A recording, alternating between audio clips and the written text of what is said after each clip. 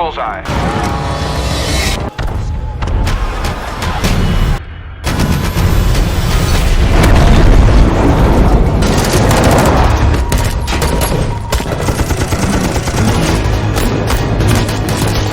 LZ under heavy fire.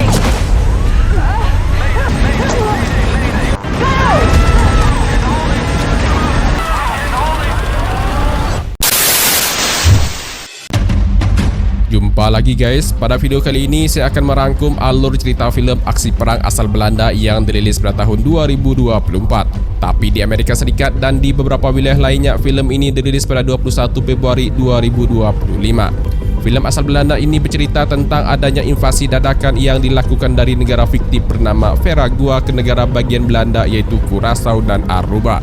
Serangan yang begitu cepat membuat pemerintahan Belanda terkejut. Untuk menghadapi konflik tersebut, pasukan Korps Marinir Belanda pun dikerahkan untuk melaksanakan operasi militer demi melindungi kedaulatan negara.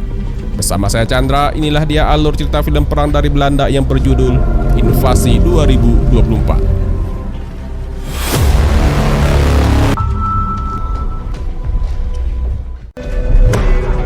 Di awal film kita berkenalan dengan anggota Korps Marinir Belanda yaitu Jack, Andy, dan Noah. Di hari itu pasukan Marinir Belanda akan menyelesaikan latihan terakhir mereka di Belize.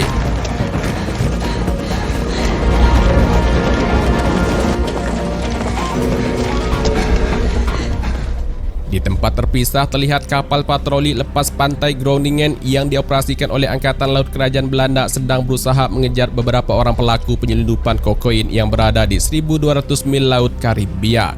Para pelaku yang mencoba melarikan diri membuat kapten kapal memerintahkan Regu Fries untuk mengejar mereka dengan kekuatan tempur. T7130 contraband. Zet de sensor dumpen. Go fast in the valley to north of you.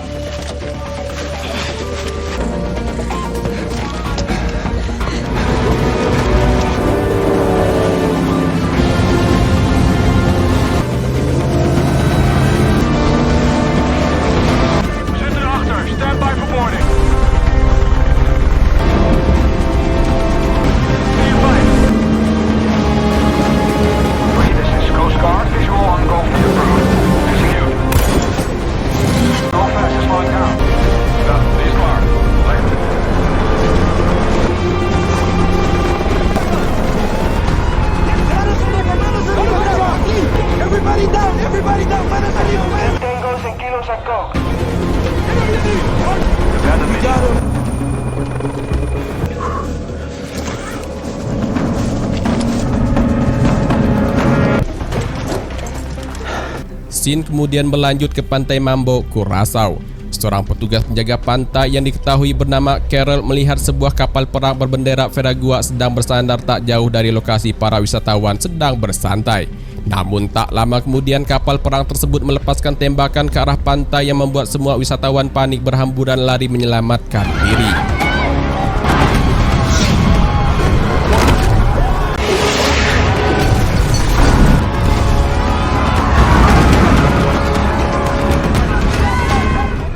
Kembali ke kapal patroli Groningen, di sana kapten kapal bernama Stanbut terima laporan jika Curaçao telah diserang.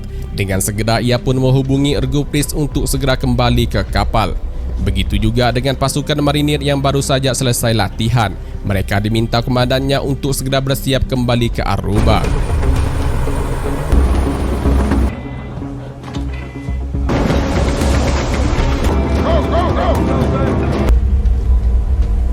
Setibanya di kapal, kita berkenalan dengan Jatsel, seorang pria yang memimpin operasi Regu Fries tadi. Ia diberitahu Kapten Stan bahwa Curaçao telah diserang oleh pasukan militer Veragua. Belum diketahui pasti apa alasan penyerangan tersebut. Scene berikutnya berlanjut ke barak Korps Marinir Belanda di Sapaneta, Aruba. Seorang prajurit bernama Daniel Martina yang sedang pikir terima laporan jika markas mereka sedang diserang. Ia pun lalu berlari keluar dan bertemu dengan atasannya Mayor John Brower. Tak lama kemudian beberapa anggota lainnya pun berlari ke arah keduanya. Mereka pun sempat kebingungan dan bertanya-tanya kenapa ada serangan ke markas mereka. Tapi Mayor tak punya waktu untuk memikirkan itu. Ia memberitahu anggotanya mereka harus pergi ke gudang senjataan untuk bergabung bersama beberapa anggota tim lainnya di sana. Tapi sebelum itu mereka harus mengambil amunisi senjataan di gudang. Namun masalahnya anggota yang menjaga gudang amunisi tidak berada di tempat dan gudang amunisi terkunci. Tapi Daniel berkata ia mengetahui tempat penyimpanan kunci gudang tersebut. Untuk itu ia akan berlari mengambilnya dan meminta Mayor memberikan tembakan perlindungan.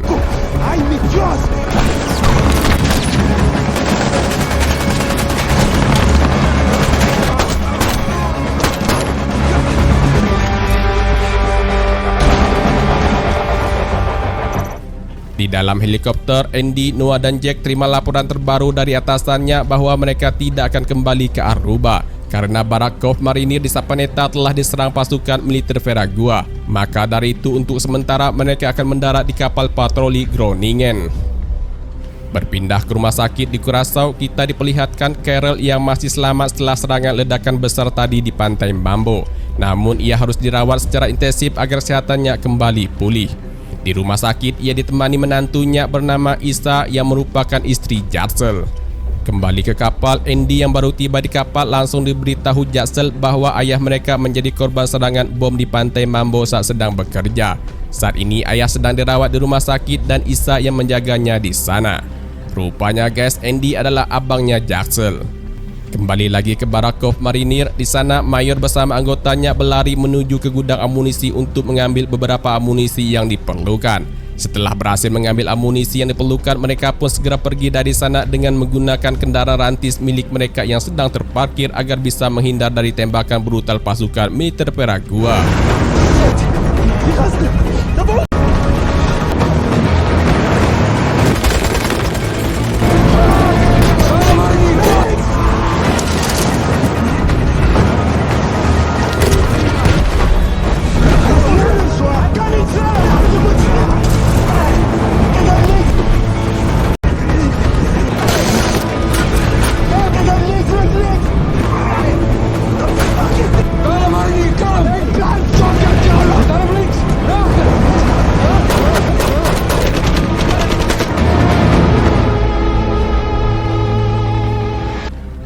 Akibat invasi dari militer Veragua, kini masyarakat Belanda dihebohkan dengan pemberitaan di TV nasional yang mengabarkan wilayah Curaçao dan Aruba telah diserang oleh pasukan militer negara Veragua. Dilaporkan beberapa orang tewas dan lainnya luka-luka karena serangan tersebut. Tak hanya itu, sebagian rumah warga dekat pantai mengalami rusak parah karena serangan invasi musuh. Veragua juga telah mengklaim kepulauan ABC selama beberapa dekade, tapi tidak pernah terjadi serangan dadakan seperti ini. Diketahui juga akhir-akhir ini hubungan antara Veragua dan kepulauan tersebut memburuk. Maka pada bulan Januari lalu Presiden Veragua yaitu Diogo Cruz menyatakan kepulauan tersebut sebagai wilayah terlarang. Kini militer Veragua telah menguasai Curaçao dan Aruba. Kementerian Pertahanan akan memberikan keterangan pers terkait invasi militer Veragua. Sebagai informasi, Aruba, Bonaire dan Curaçao adalah bagian dari kerajaan Belanda. Scene kemudian berlanjut ke kantor pusat operasi pertahanan di Den Haag. Berada di ruangan khusus pengendalian krisis pertahanan, Menteri bertanya ke Jenderal Bruno Stahl apakah sudah menghubungi Amerika agar bisa menggunakan pasal 5 untuk menghadapi invasi Veragua. Janis Cross menjawab itu tidak berlaku. Jenderal Bruno juga menambahkan itu satu-satunya tanah yang belum Veragua klaim. Orang yang mencurinya harus menyelesaikannya, jadi kerajaan Belanda sendiri yang mengurusnya. Menteri lalu bertanya lagi siapa saja pejabat mereka yang ada di Veragua. Janis memberitahu duta besar mereka yaitu Maurice Kahn. Janis kemudian diminta untuk menghubungi Kahn yang berada di kantor kedutaan besar Belanda di Veragua untuk mempertanyakan keadaan atau situasi dirinya di sana. Singkatnya, Kahn pun menjawab telepon dari Janis, lalu memberitahu area kantornya saat ini telah dipagar dengan kawat berduri oleh pasukan militer bersenjata lengkap. Semua stafnya pergi dan hanya asistennya saja yang tetap tinggal bersamanya. Mendengar itu, Janis lalu meminta agar Kahn tidak pergi dari sana apapun yang terjadi, sampai ia kembali memberikan kabar selanjutnya karena ini demi keselamatan Kahn sendiri. Di barak Cove Marinir, Mayor bersama beberapa anggotanya berhasil masuk ke gudang persenjataan dan bergabung dengan anggota tim lainnya. Mereka pun lalu segera mempersenjatai diri untuk melakukan perlawanan.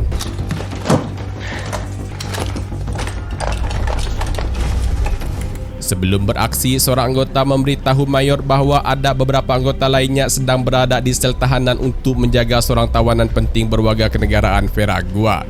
Mendengar itu, Mayor lalu membawa mereka semua untuk pergi ke sana sebelum didahului musuh.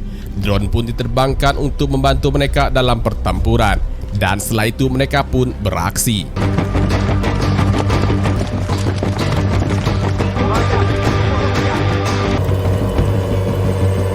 Peloton aan vijand nadert vanuit noorden. Dekkingsvuur!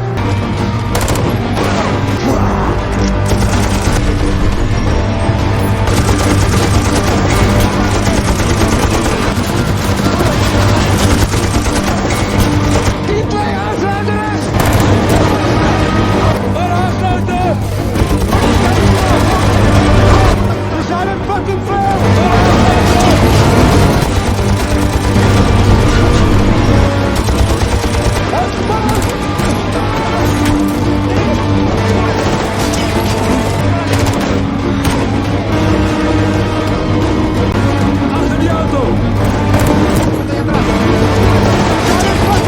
Nu of nooit?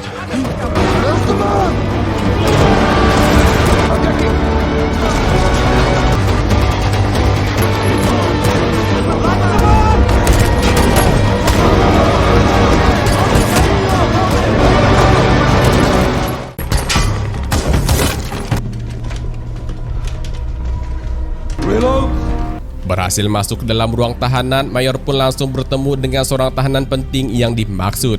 Di saat yang bersamaan di kantor pusat komando, Jenderal Bruno memberitahu menteri bahwa mereka memiliki seorang tahanan penting yang dipenjara di Barakov Marine Sapaneta, Aruba. Tahanan itu bernama Hector Lagarto, seorang diplomat dan mantan kepala intelijen Veragua. Hector masuk wilayah Aruba menyamar sebagai konsulat jenderal baru supaya tidak terlacak oleh intelijen Amerika. Hector menjadi buruan pihak Amerika karena terkait kasus perdagangan narkobi. Hector awalnya ditangkap di bendara, namun karena ia melakukan perlawanan maka pihak bendara menyerahkannya ke marinir Belanda. Tertangkapnya Hector membuat Presiden Cruz marah. Inilah yang menjadi alasan kuat negara Veragua menginvasi Curaçao dan Aruba. Target utama mereka membebaskan Hector dari dalam penjara dan membawanya kembali ke Veragua. Setelah mendengar laporan itu, menteri lalu meminta jenderal agar melepaskan Hector supaya peperangan ini berakhir demi menyelamatkan banyak nyawa. Namun Jenderal Bruno menolak karena ini soal invasi Veragua. Jenderal mengatakan timnya di sana akan mengeluarkan Hector dari dalam tahanan lalu membawanya nanti ke kapal Groningen. Singkat cerita, Mayor bersama anak buahnya bersiap untuk memindahkan Hector ke ruang gereja dengan mengelabui militer Veragua.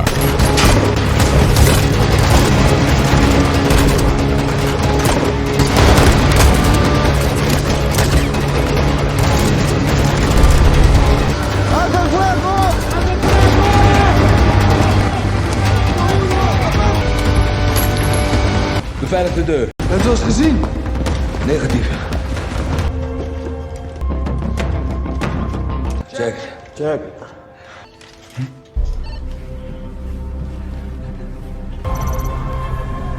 Kembali ke duta besar Khan, ia bersama asistennya berupaya lari dari kantor kedutaan karena khawatir akan ditangkap oleh militer Presiden Cruz. Tujuan pelarian keduanya mengarah ke Bandara Internasional Santa Marta, gerbang merah tutup. Namun setibanya di bandara, keduanya terkejut ternyata bandara telah ditutup dan dijaga ketat oleh pihak militer Veragua. Tak ingin tertangkap, Khan bersama asistennya pun kembali putar arah dan pergi ke lapangan golf milik temannya. Di saat yang bersamaan, Janice terima laporan jika Khan bersama asistennya telah kabur dari kantor kedutaan Veragua. Kembali lagi ke Laut Karibia, di kapal Groningen, Kapten Stan memberitahu Jaksel bahwa pusat komando baru saja melaporkan duta besar Khan kabur dari Veragua bersama asistennya. Selain itu juga dilaporkan beberapa anggota marinir terjebak bersama seorang diplomat korup di markas Sapaneta. Untuk itu kapal Groningen mendapat perintah mengekstraksi tim Mayor John Brower di barak Marine Sapaneta dan menyelamatkan duta besar Khan sebelum ditangkap militer Veragua. Jaksel diminta untuk mengerahkan regu ekstraksi sekarang juga, karena hanya kapal Groningen yang bisa melakukan tugas ini. Dari Den Haag mereka tidak mau melakukan apapun dengan alasan ini operasi rahasia. Setelah memberikan perintah ke Jaksel, Kapten lalu pergi menghubungi Mayor John. Ia memberitahu Mayor John supaya segera bergerak ke helipad karena ia sudah menerbangkan helikopter untuk menjemput mereka semua di sana. Hilo 1 minute out. Check. Kom eens met heli. Check. Luchtbeeld. Check. Heli is airborne. Maximale ondersteuning.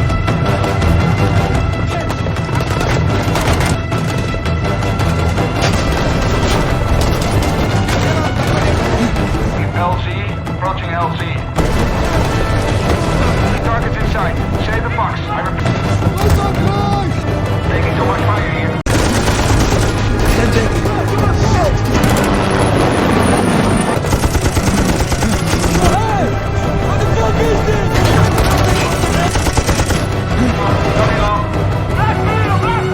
LZ under heavy fire.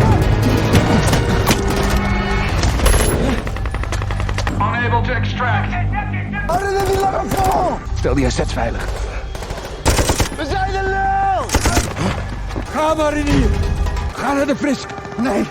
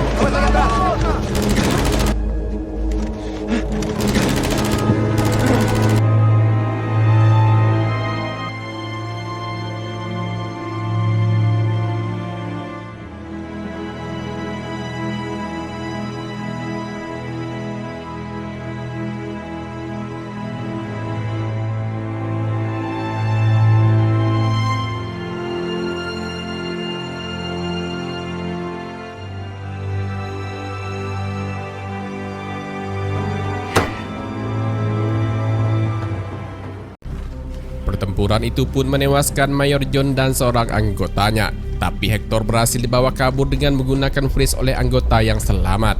Selanjutnya tugas Kapten Stan ialah menyelamatkan Duta Besar Khan bersama dengan asistennya. Noah dan Jack pun ditunjuk untuk melaksanakan misi operasi penyelamatan tersebut yang akan diterbangkan menggunakan helikopter saat kapal berada di lepas pantai Veragua. Sedangkan Andy dan anggota marine lainnya tetap siaga di kapal. Kapten Stan lalu memberitahu Noah dan Jack mereka akan melakukan evakuasi darurat di belakang garis musuh. Berdasarkan hasil pelacakan intelijen, saat ini Duta Besar Khan dan asistennya berada di lapangan golf Cardon Veragua. Tugas keduanya hanya mengambil aset lalu pergi tinggalkan perairan teritorial wilayah musuh. Setelah menerima arahan singkat, keduanya pun berangkat.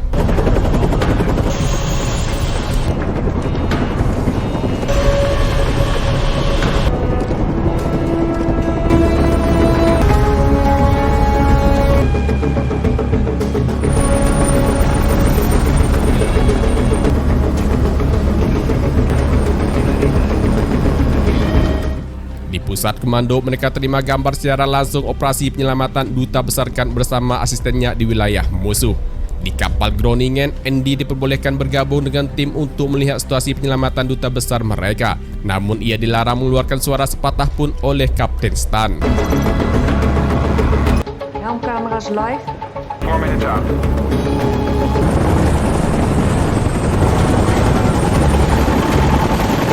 Area looks secure. Going in.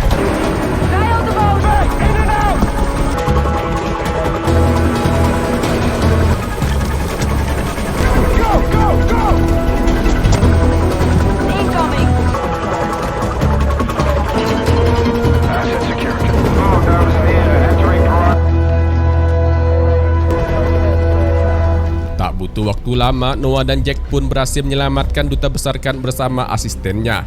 Mereka pun diminta untuk segera kembali ke kapal tapi tetap terbang rendah untuk menghindari terdeteksi radar musuh. Tak lama kemudian, Kapten Stan terima laporan jika anggota marinir yang membawa Hector sudah tiba di kapal. Namun bencana buruk bagi Noah dan Jack. Helikopter mereka ketahuan melintas di udara langit Veragua dan langsung ditembak jatuh. Losing hydraulic pressure. I see smoke. Good. Systems malfunction. Tail rotor failure. Secure both engines. Sail is about to go out. Rotor overheating. Stand by for cross check. Mayday.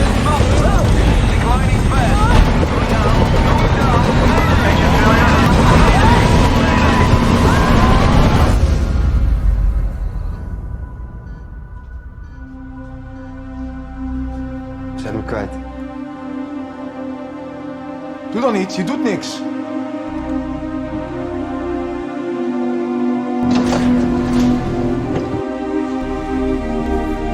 Jassel yang melihat Andy bersedih karena kehilangan kedua sahabatnya, ia pun mencoba menenangkan saudaranya itu. Jassel meminta maaf karena tak dapat berbuat banyak untuk menolong Noah dan Jack. Tapi Jassel berkeyakinan Noah dan Jack masih selamat. Mendengar itu, Andy pun punya ide. Ia meminta Jassel menghubungi istrinya Isa yang bekerja sebagai pilot pariwisata untuk menerbangkannya ke wilayah Veragua secara diam-diam. Ia yakin militer Veragua tidak akan menembaki pesawat pariwisata. Ide Andy itu pun terdengar oleh Kapten Stan yang tiba-tiba muncul dari belakang. Tanpa banyak bicara, Kapten Stan menyetujui operasi rahasia Andy dan meminta Jassel untuk mempersiapkan semuanya. Masuk ke dalam kapal, Jassel lalu menghubungi istrinya yang sedang berada di rumah sakit menjaga ayah mereka. Jassel meminta agar Isa mau menerbangkan Andy malam ini juga ke wilayah udara Veragua secara diam-diam karena ada misi penting yang harus Andy selesaikan. Tugasnya cukup sederhana. Setelah berada di langit udara Veragua, Andy akan melompat dari pesawat, lalu setelah itu Isa diminta untuk segera kembali lagi ke Curaçao.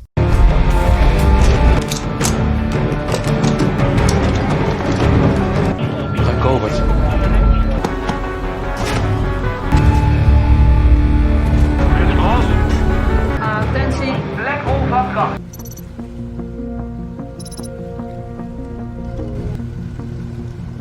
Clear. Sukses. Adegan berlanjut di dalam hutan belantara Veragua. Terlihat Jack dan Duta Besar Khan masih selamat dalam kecelakaan tersebut. Keduanya lalu pergi mencari Noah yang terlihat kesakitan bersandar di sebuah pohon. Sementara itu, pilot, kopilot, dan asisten Duta Besar tewas di dalam helikopter. Di waktu yang bersamaan, Andy telah bertemu dengan Isa dan langsung menuju ke pesawat untuk segera terbang ke wilayah musuh.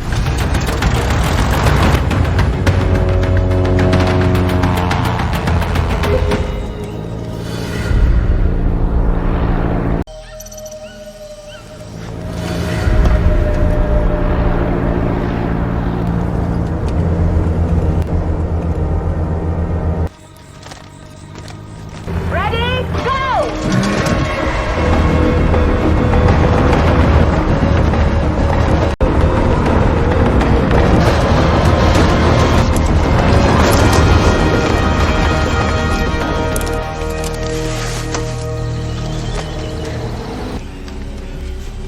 Keesokan harinya, terlihat militer Veragua telah menemukan lokasi jatuhnya helikopter.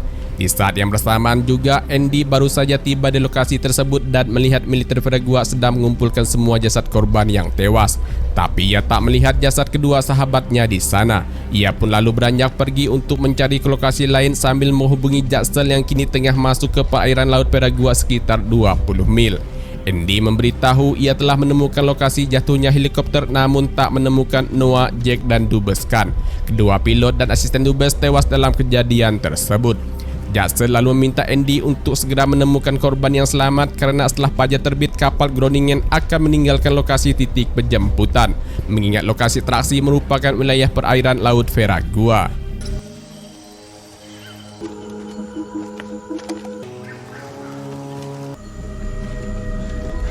Setelah lama berjalan di dalam hutan, akhirnya Andy bertemu dengan kedua sahabatnya dan Dubes Khan.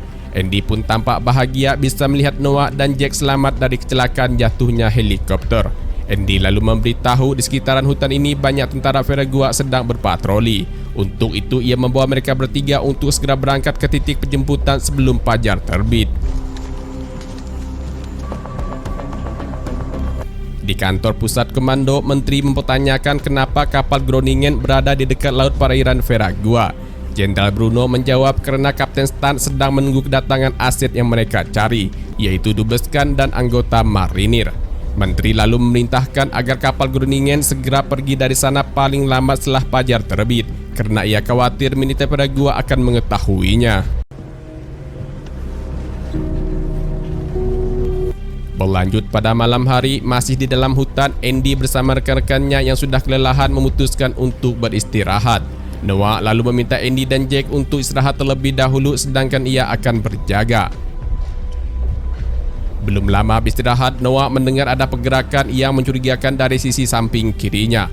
Untuk memastikan hal tersebut, ia mencoba memeriksanya sendirian. Setelah didekati, ternyata ia melihat beberapa militer tentara Paraguay sedang mendekat ke arah dirinya. Tak ingin ketahuan terlebih dahulu, Noah langsung melepaskan tembakan yang membuat kontak senjata pun terjadi. We moeten weg. Nu!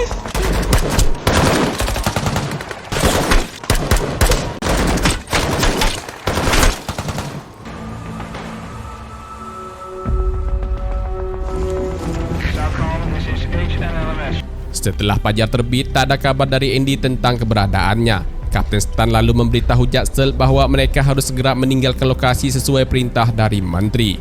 Belum lama pergi dari teritorial Laut Paraguay, Andy dan rekannya baru saja keluar dari dalam hutan. Mereka pun melihat kapal Groningen telah menjauh dari titik lokasi penjemputan sehingga tak mungkin untuk kembali lagi. Sempat putus asa, tapi Jack melihat ada warga yang sedang menunggu jemputan perahu mereka. Tak ada cara lain, mereka pun bergabung dengan warga untuk pergi dari pulau tersebut. Kembali ke kapal, Kapten Stan dan Jaxel terima laporan bahawa kapal selam negara mereka sedang berada di bawah kapal Groningen saat ini. Kapal selam tersebut mempertanyakan apakah kapal Groningen membutuhkan bantuan. Mendengar itu, Jaxel meminta agar dirinya bertemu dengan kapten kapal selam tersebut. Sementara itu, perahu yang ditumpang Andy bersama dengan warga lainnya mengalami kerusakan mesin sehingga tak dapat melanjutkan perjalanan.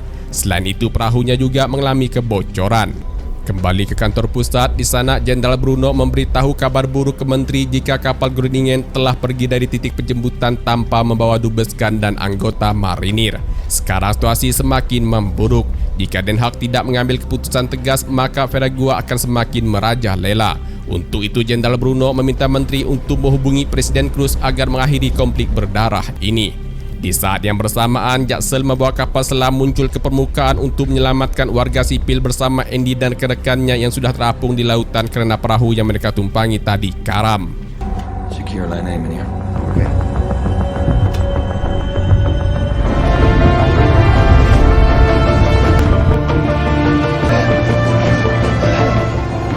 Hello? See your course.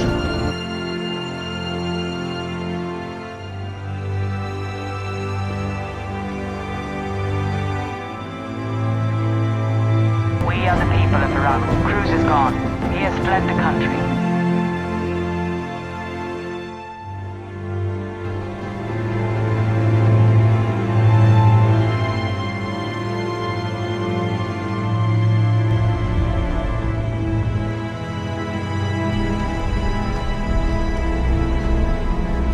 Setibanya di pangkalan marinir Parera Curaçao, dubes Gun langsung dijemput oleh pengawalnya. Lalu tak lama kemudian, Kapten Stan datang memberitahu Andy, Jaxel, Noah dan Jack bahawa konflik ini telah berakhir. Presiden Cruz berhasil digulingkan oleh para pemberontak berkat bantuan dari militer Amerika. Namun tidak ada makan siang yang gratis. Sebagai imbalan, Den Haag harus menyerahkan Hector ke pihak militer Amerika. Welcome home. Di scene berikutnya, Andy dan Jaxel menjenguk ayah mereka di rumah sakit. Noah dan Jack menunggu di luar ruangan sambil menonton pidato menteri yang disiarkan oleh TV nasional. Menteri mengucapkan terima kasih kepada semua pihak yang telah berhasil mengembalikan lagi kedamaian wilayah Curaçao dan Aruba. Dan filmnya pun selesai, guys. Demikianlah rekap alur cerita film kali ini. Terima kasih banyak buat kalian yang sudah klik video ini dan nonton sampai akhir. Mohon dukung selalu channel YouTube ini dengan cara klik tombol subscribe dan tombol like. Lalu tinggalkan komentarnya jika video ini menghibur. Saya Chandra, sampai jumpa lagi di video-video alur cerita film berikutnya. Thanks for watching and goodbye.